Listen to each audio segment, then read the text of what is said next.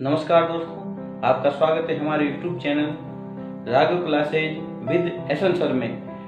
हम इस चैनल के माध्यम से आपको कक्षा 6 से लेकर कक्षा 10 तक के कंटेंट अवेलेबल कराएंगे। इसमें गणित, विज्ञान और अंग्रेजी की सामग्री रहेगी। तो आप अगर इन सब्जेक्ट की स्टडी हमारे चैनल के माध्यम से करना चाहते हैं तो हमारे चैनल को लाइक कीजिए, सब्सक्राइब कीजिए और अपने दोस्तों के साथ शेयर कीजिए। जय हिंद, जय भारत। नमस्कार दोस्तों, आपका स्वागत है हमारे YouTube channel Raghav classes with essence sir में। आज की हमारा जो टॉपिक रहने वाला है ये क्लास 10th का टॉपिक है। सब्जेक्ट हमारा रहेगा साइंस, विज्ञान जिसे हम कहते हैं। इसका पहला चैप्टर ही शुरुआत कर रहे हैं हम। चैप्टर नंबर फर्स्ट है, चैप्टर नंबर फर्स्ट जिसका नाम है भोजन व मानव स्वास्थ्य। भोजन व मानव स्वास्थ्य। यह कक्षा 10वीं राजस्थान बोर्ड की माध्यमिक शिक्षा बोर्ड की जो किताबें उनके अकॉर्डिंग सिलेबस पढ़ाया जा रहा है। इस चैप्टर में भोजन और मानव स्वास्थ्य के बारे में चर्चा करेंगे। इसमें कौन कौन से टॉपिक हम पढ़ेंगे। पहला अपना टॉपिक रहेगा पोषण, दूसरा अपना रहेगा इसमें मानव स्वास्थ्य, ह्यूमन हेल्थ जिसे हम इंग्लिश में कह सकते हैं मानव स्वास्थ्य, और तीसरा अपना टॉपिक रहने वाला है इसमें नशीले पदार्थ। जो नशीले पदार्थ होते हैं, नशीली दवाएं होती हैं, उनके बारे में पढ़ेंगे, नशीले पदार्थ।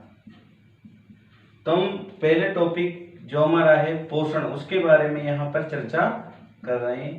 तो आप हमारे वीडियो को शुरू से लेकर एंड तक देखिएगा ताकि आपको सारा का सारा टॉपिक समझ में आए। हम आपको उसी तरह यहाँ पर पढ़ाएंगे जिस तरह हम क्लास में पढ़ाते हैं। हम यहाँ पर आराम से धीरे धीरे पूरा सिलेबस कवर कराएंगे।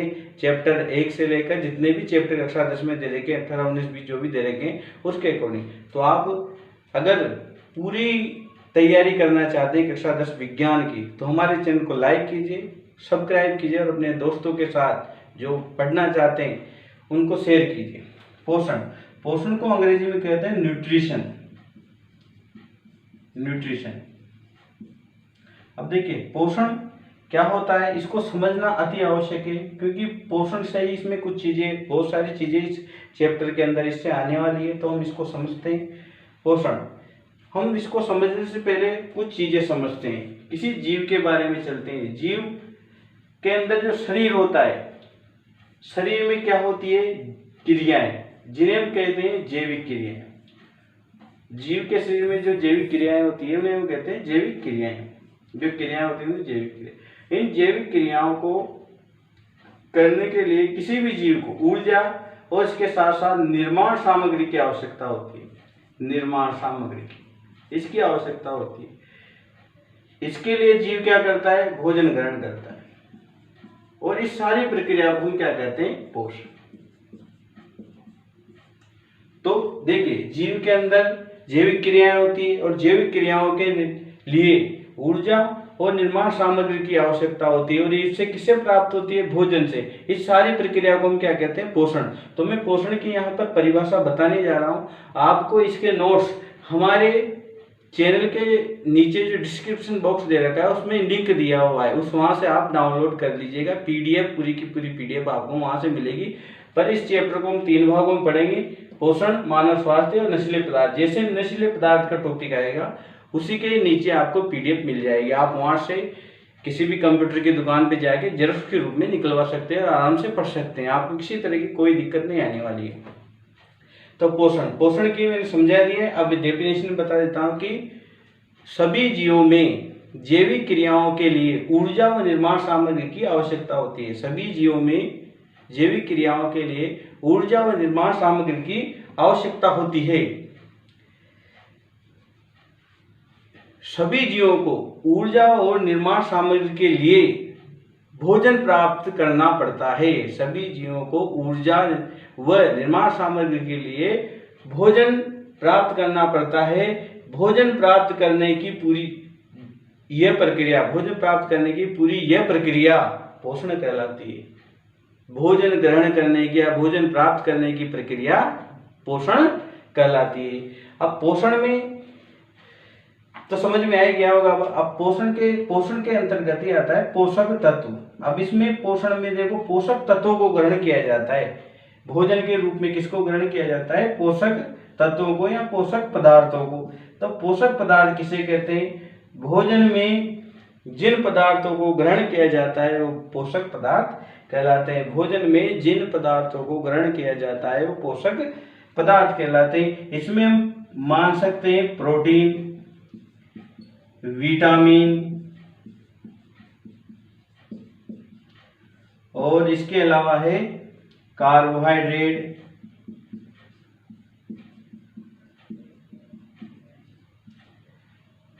वसा, खनिज लवण इत्यादि को हम सम्मिलित कर सकते हैं। ये सभी खाद्य पदार्थ कहलाते हैं। ये भोजन में होना अति आवश्यक है। अगर ये भोजन में नहीं होंगे तो क्या होगा? भोजन शरीर कमजोर हो जाएगा, इसलिए ये होना आवश्यक है। तो हम बात कर रहे थे पोषक पदार्थ। पोषक पदार्थ कौन कौन से होते हैं? प्रोटीन, विटामिन, कार्बोहाइड्रेट, वसा, खनिज लवण। इनको जीवों के द्वारा ग्रहण किया जाता है। उससे ऊर्जा और निर्माण सामग्री प्राप्त होती है। जैविक क्रियाओं का संचालन होता है। जीव जो है एग्जिस्ट यानी कि प्रकृति में जीवित रह पाता है। तो यह प्रक्रिया पोषण कहलाती है। और पोषण में पोषक पदार्थों को ग्रहण किया जाता है। प्रोटीन, विटामिन, कार्बोहाइड्रेट, वसा पोषक पदार्थ से।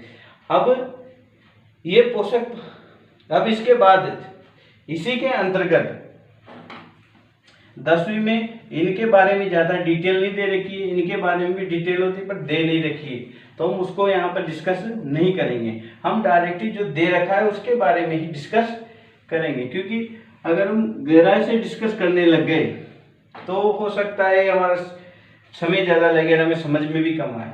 तो इसमें पहला जो इम्पोर्टेंट टॉपिक आ रहा है, जो एग्जाम में आने लायक है, वो है संतुलित भोजन। संतुलित भोजन, बैलेंस्ड फूड कह सकते हैं अंग्रेजी में जिसे। अब संतुलित भोजन क्या है? अभी मैंने 5 प्रकार के पोषक पदार्थ आपको बताए। पहला बताया प्रोटीन, दूसरा कार्बोहाइड्रेट, विटामिन, वसा, खनिज लवण, ये 5 प्रकार के होता है। तो संतुलित भोजन हम किसे कहते हैं? परिभाषा सुनिएगा ध्यान से। ऐसा भोजन जिसमें शरीर की आवश्यकता अनुसार सभी पोषक तत्व विद्यमान हो, संतुलित भोजन कहलाता है। एक बार फिर बोल रहा हूं, ध्यान सुनिएगा। ऐसा भोजन जिसमें शरीर की आवश्यकता अनुसार सभी पोषक तत्व विद्यमान हो, संतुलित भोजन कहलाता है। ऐसा भोजन जिसमें शरीर की आवश्यकता अनुसार सभी पोषक तत्व विद्यमान हो, संतुलित भोजन कहलाता है। ये परिभाषा 10वीं बोर्ड में आ सकती है, इसलिए ध्यान रखिएगा। अब संतुलित भोजन ग्रहण करने के क्या क्या बेनिफिट है? इससे शरीर मजबूत रहता है। शरीर क्या रहता है? मजबूत। अगर शरीर कमजोर होगा तो पढ़ाई तो हो ही नहीं सकती, इसलिए शरीर को क्या रखिएगा? मजबूत। दूसरा, इम्यूनिटी यानी कि रोग प्रतिरोधक क्षमता बढ़ती है। रोग प्रतिरोधक क्षमता भी बढ़ती है। रोग प्रतिरोधक क्षमता बढ़ती है। अगर आप संतुलित भोजन करते हो तो आपकी रोग प्रतिरोधक क्षमता बढ़ेगी, यानी कि आपको किसी प्रकार का कोई रोग नहीं होगा। तीसरा जो है, दिमाग भी तेज होगा आपका। अगर आप संतुलित डाइट लेते हो, संतुलित भोजन ग्रहण करते हो, और शरीर भी क्या रहेगा? स्वस्थ। शरीर क्या रहेगा आपका? स्वस्थ रहने वाला है, शरीर स्वस्थ। ये तो हो गया अब संतुलित भोजन की बात। अब इसी कक्षा 10 के अंदर ही दे रखा है, एक बार वो देखिए, शरीर मजबूत होता है, रोग प्रतिरोधक क्षमता बढ़ती है, और दिमाग तेज और शरीर स्वस्थ रहता है। तो ये देख लीजिएगा। अब इसके बाद दूसरा आता है असंतुलित भोजन। मैं थोड़ा सा आगे साफ कर देता हूँ, इससे पता चल जाएगा। दूसरा है अपना असंतुलित भोजन। अब असंतुलित भोजन क्या होगा? जैसे अपन ने संतुलित भोजन की परिभाषा पढ़ी, क्या पढ़ी संतुलित भोजन की परिभाषा? कि शरीर की आवश्यकता अनुसार ऐसा भोजन जिसमें शरीर की आवश्यकता अनुसार सभी पोषक तत्व विद्यमान हो, वह संतुलित भोजन कहलाता है। तो हम कह सकते हैं असंतुलित भोजन की परिभाषा कि शरीर की आवश्यकता अनुसार ऐसा भोजन जिसमें शरीर की आवश्यकता अनुसार सभी पोषक तत्व विद्यमान नहीं हो, तो ऐसा भोजन असंतुलित भोजन कहलाता है। शरीर ऐसा भोजन जिसमें शरीर की आवश्यकता अनुसार सभी पोषक तत्व विद्यमान न हो तो ऐसा भोजन असंतुलित भोजन कहलाता है। आप ध्यान रखिएगा। तो अब असंतुलित भोजन ग्रहण करने के क्या हो सकता है? पहला है रोग उत्पन्न हो सकते हैं। अगर आप असंतुलित भोजन कर रहे हो तो रोग उत्पन्न होना, यानी कि आप बैलेंस डाइट नहीं ले रहे हो, इनबैलेंस डाइट ले रहे हो। दूसरा हो सकता है आपका शरीर कमजोर हो जाएगा। शरीर उसमें मजबूत रहता है, इसमें क्या हो जाएगा? कमजोर हो जाएगा। ये पॉइंट है जो आपको याद रखने, थोड़े थोड़े याद होने चाहिए। अब तीसरा, कुपोषण की स्थिति पैदा हो जाएगी। किसकी स्थिति पैदा हो जाएगी? कुपोषण, यानी कि मेल न्यूट्रिशन। इसको इंग्लिश में कहते हैं मेल न्यूट्रिशन। कुपोषण की स्थिति पैदा हो जाएगी। अब यहाँ पर एक टॉपिक नया निकल के आ रहा है, कुपोषण। तो इस कुपोषण को, ये भी अपन पोषण के अंतर्गत इस कुपोषण को पढ़ने वाले हैं। तो कुपोषण इसमें इस चैप्टर के अंदर एक इम्पोर्टेंट टॉपिक रोल अदा कर रहा है, क्योंकि एग्जाम व्यू की दृष्टि से इम्पोर्टेंट टॉपिक है कुपोषण। तो हम यहाँ पर कुपोषण को अच्छे से पढ़ने जा रहे हैं। आप एकाग्रता बनाकर वीडियो को ध्यान से देखिएगा। मेल न्यूट्रिशन, इसको इंग्लिश में कह सकते हैं मेल न्यूट्रिशन।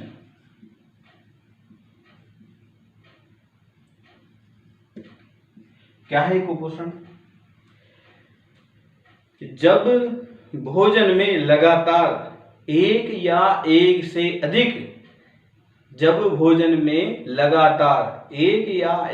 अधिक पोषक पदार्थों की कमी होती है तो शरीर में जो लक्षण व स्थिति उत्पन्न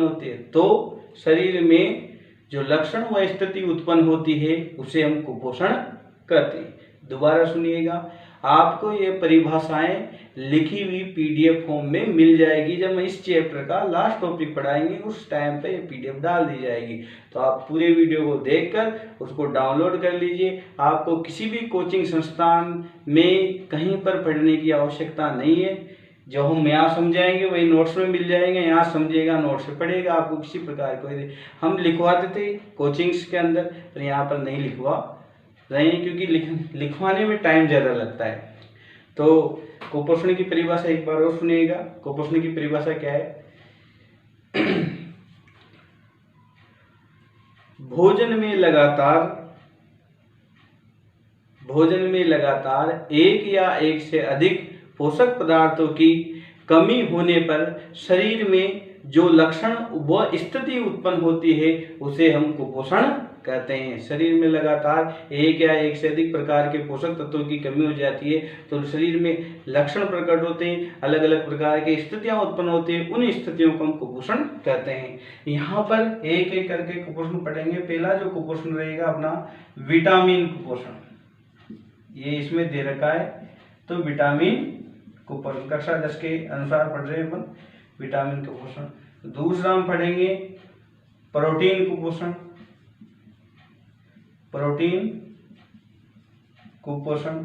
और तीसरा हम पढ़ेंगे खनिज लवण कुपोषण।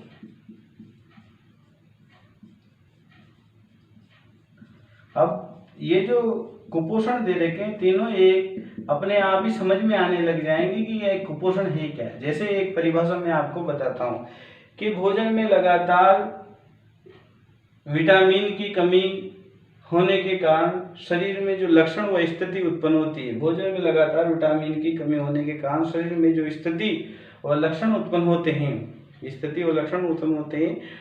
उसे हम विटामिन कुपोषण कहते हैं। शरीर में लगातार प्रोटीन की कमी होने के कारण शरीर में जो लक्षण व स्थिति उत्पन्न होते हैं उसे प्रोटीन कुपोषण कहते हैं। शरीर में लगातार जिन खनिज लवणों की कमी रहती है उसके कारण शरीर में जो लक्षण व स्थिति उत्पन्न होती है उसको हम क्या कहेंगे? खनिज लवण कुपोषण कहेंगे। इसको हम अगले वीडियो में पढ़ेंगे।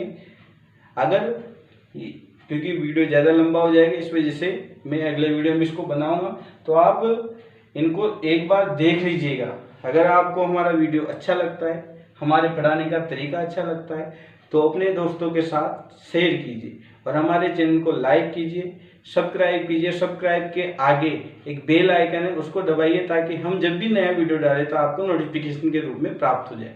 जय हिंद, जय भारत। पढ़ते रहिए और बढ़ते रहिए।